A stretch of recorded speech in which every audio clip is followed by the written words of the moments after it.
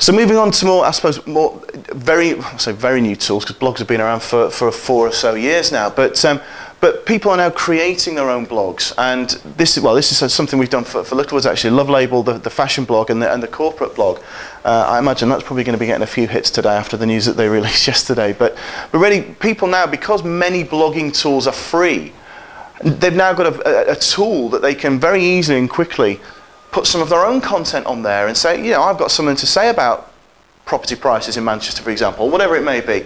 So you can have a voice, and this is with this term citizen journalism. But it's not only a kind of a push logic. The idea behind this is that we create something that people will want to comment back on and talk to us about, and we can start to develop relationships. So from a brand or a business point of view, they're a very, very powerful tool because they allow people into the business. Blogs started out as literally just diaries of the dog's poorly, I'm going for a walk, very basic sort of diarised events. But as they've sort of evolved and become, say, business and marketing communication tools, we're now finding ways that customers want to ask us questions. It's incredible how many comments we get on the Love Label blog asking if it's going to be in the high street, because it's been deliberately pitched, and the strategy behind it is to deliberately compete with Topshop.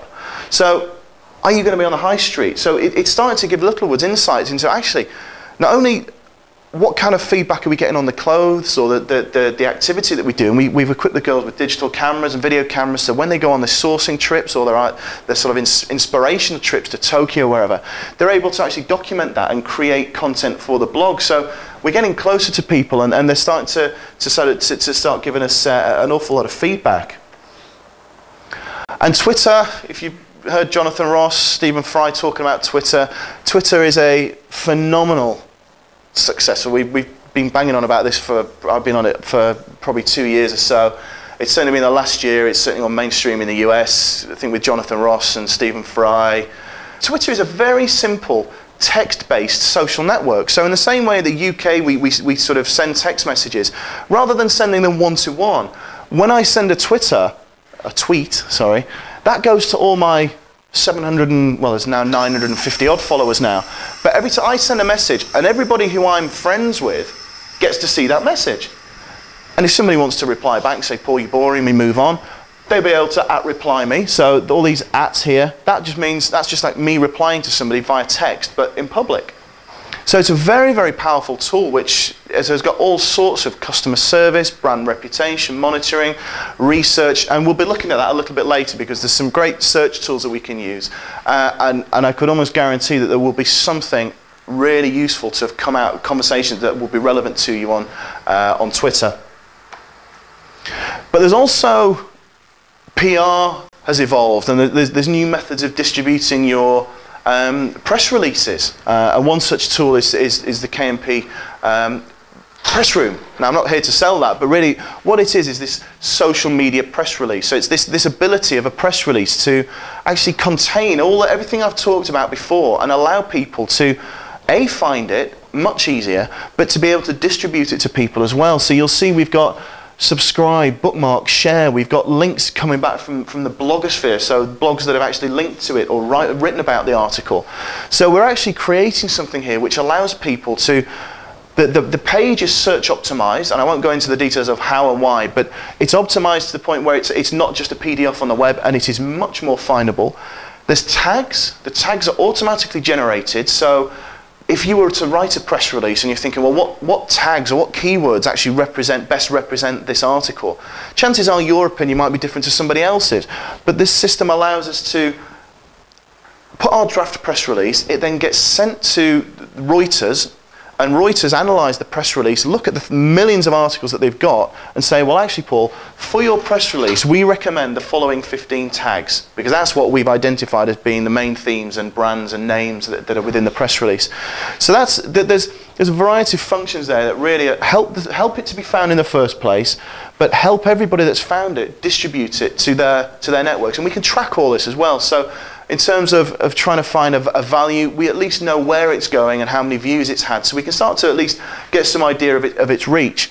But what we've also got is we're looking at different media channels as well. So all the images here, we will have videos on here shortly. So when you create your press release, you'll be able to upload a video, and that gets automatically sent to YouTube.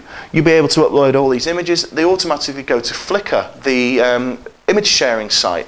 So it's really getting our message out into all these different networks in ways which, at the same time, allow other people to distribute them as well. So if we start to tag things appropriate, then it can start to emerge in networks that we maybe didn't realise it was existed, or where there was some relevant interest.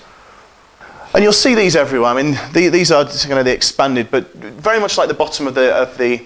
Do go to the BBC News sites, and most websites or blogs will have these now, these little bookmarking tools which really allow us, if we do see something of interest or an article of interest, to just say, I'm going to send that to Newsfile, I'm going to post that to my Facebook profile because I think that's an interesting story. You can tag it at the same time as well. So really all it's doing is just encouraging people to say, if you like this, tell somebody else about it. And that's really one of the most powerful things that social media has brought, this ability to share things with people. But what I want to look at in the next couple of slides is Facebook, and how Facebook's really changed the game, really, in terms of, I suppose, cleverness or sinisterness, if that's the word. Because what they allow you to do is when we create our profiles, we might put our name, our marital status, our age, our interest, that kind of thing. Now that's all relevant for Facebook to be able to help find us other friends that might share the same interest in the Leeds United, for example. There's now 2 of us. But also what it allows them to do is to target content. So they're not going to make money just by allowing people to talk. So advertising has to try and find a place somewhere in this.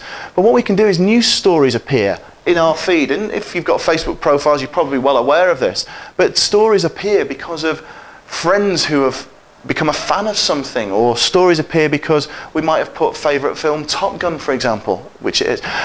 So what it's doing, it's the information that we're sharing about ourselves to help friends find us and to help us find other things in common is actually now being used to target us, really.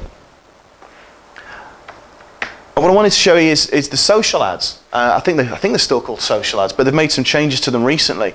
So I'm looking at some images of Brian Solis here, and for some reason there's a bike stunt display ad and a door-to-door ad for me.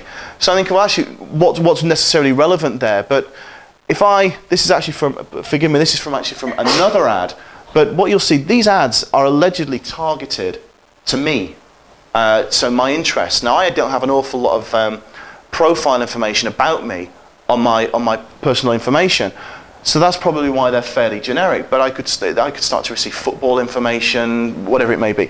But what we now are seeing is an extension of my network of friends being associated with ads. So I think this is an online game, and my cousin is a fan. So EVE Online have a Facebook page, and my cousin has been a fan of that, and on Facebook have identified that he's a fan, he's interested in online gaming, I seemingly have an interest in online gaming, and so therefore there is a strong association that if my cousin's there, then perhaps I might want to be there as well. So it's very, very clever, it's very subtle, but it's caused a few problems in terms of, this is my personal information, I don't want to be targeted according to that. And you've probably all heard the stories of BT's form trials, where based on your browsing history, ads are shown to you based on where you've been. I'm not sure how good an idea that is, but we're able to target people based on location, age, gender, and that's just with basic ads, which is why I now wanted to look at polls, because polls appear within people's news feeds. So it's part of the main column of information that people look at when they go onto Facebook. So that's just a simple survey that we might put together. I think that was for Sprite. But what's interesting is we don't just get answers. So we don't just understand which one is the best or which one's the worst, but because people are partaking in this, we can actually understand more about the people who've responded. So we can actually understand the demographic of the people that have responded. So it helps us to give us more understanding that we can take elsewhere online because of the feedback that people have given us on Facebook. Now again, you probably can't see all of that, but it's a bit like the Facebook applications.